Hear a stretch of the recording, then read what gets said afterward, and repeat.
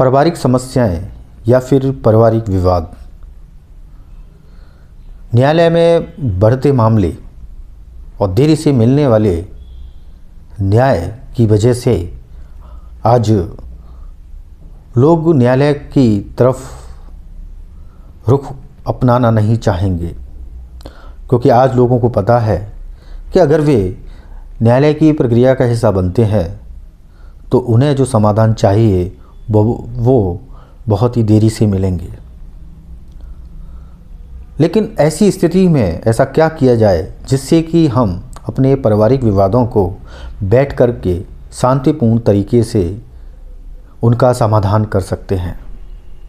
जी हाँ, पारिवारिक विवादों का पीसफुल तरीके से समाधान, जिसमें कि न्यायालय का दखल ना हो और पारिवारिक विवाद एक पूर्ण न्यायिक प्रक्रिया से होकर के उन समस्याओं का समाधान किया जाए जो पारिवारिक मूल्यों को बढ़ावा देते हों। क्योंकि कहीं ना कहीं हमारा पारिवारिक न्यायालय भी एक समझौते पर आधारित होता है। पारिवारिक मामलों में ज़्यादातर समझौता ही निर्णय के रूप में देखा जाता है। पारिवारिक न्यायालय के जो निर्णय होते हैं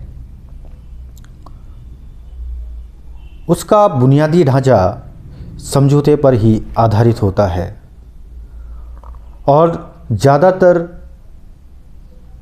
समझौते प्राकृतिक नियमों पर आधारित होते हैं।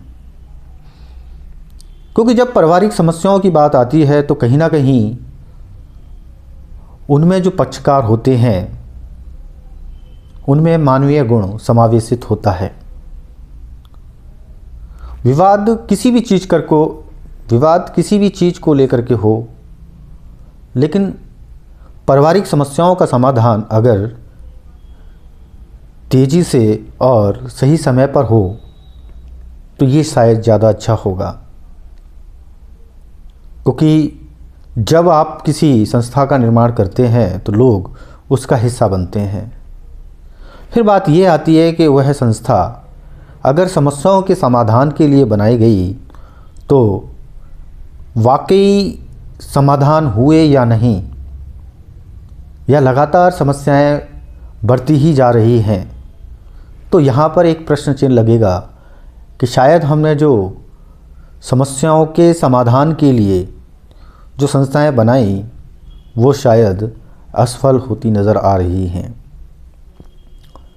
क्योंकि इसका सबसे बड़ा कारण ये है कि हम समस्याओं पर काम नहीं करते, सिर्फ समाधान पर काम करते हैं।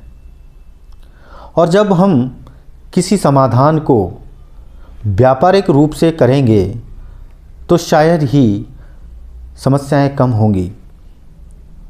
एक चिकित्सक नहीं चाहेगा, एक पेशेवर चिकित्सक नहीं चाहेगा कि बीमारियां कम हो। ठीक उस